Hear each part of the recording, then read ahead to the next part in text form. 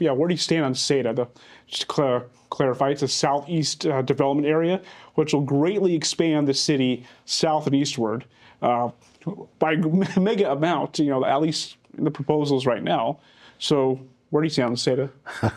I clearly oppose it. And the reason why I oppose it, and maybe because I didn't get a lot of money from developers, so therefore, that's not necessarily the reason, but the reason is that the other parts of Southeast Fresno are being neglected. We have needs in the other parts of Southeast Fresno, and we already have some infrastructure that could allow us to do infill first. Let's use up the land that is vacant, that is available within the city. And then later we can consider taking up more valuable farmland. That's the part I don't like about that development project. And I think it's important that we clearly identify where's the money coming from for those, for all the infrastructure, the schools, the libraries that are necessary as you create almost like a new city in the outskirts, way out there in the middle of nowhere. And so anyway, you're against do not it, so support that. Appreciate it. And Brandon, if you just want to clarify where you are on SEDA, sure, briefly. Again, I am for growth, and I believe growth is inevitable. If the city is going to grow its tax revenues, it has to grow also within, but outside of where the city limit is right now. And at the same time, we need to go back to the constituents and ask them how do they want that growth to take place. Again, I am not, against, I'm not for, but I am for the people. And the people should have a say in terms of who's going to be their neighbor, what is going to grow next to them. What about the street beyond where the farmlands are, where the vacant lots are?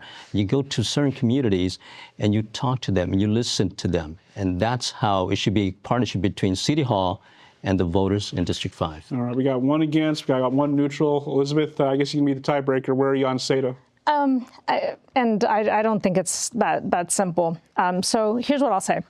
I think it's been recognized over at least the last decade or so that the city has grown unsustainably and that we need to do a better job of growing in a more sustainable manner. And what I mean by that is we've stretched our resources. Unsustainable development on the fringe has caused roads to not be able to be properly financed. It's made our response times for emergency service longer, and it's not sustainable to continue to do that. That said, what's I think really crucial as part of this SEDA development is to really look at the financing mechanisms, the water supply, and I would really be looking also at the air quality. I have perused the updated EIR to look at some of those things. The financing, though, I would be interested in seeing what they're looking at to address some of the issues that were brought up.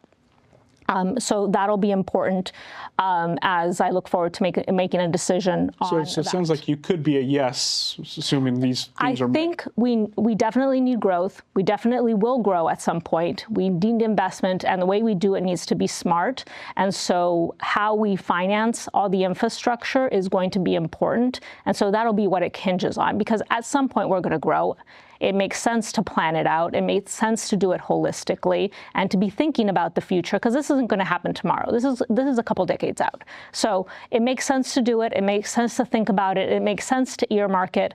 It's just making sure that these crucial pieces, water, air quality, financing, are in place and are accurate and are going to make it sustainable.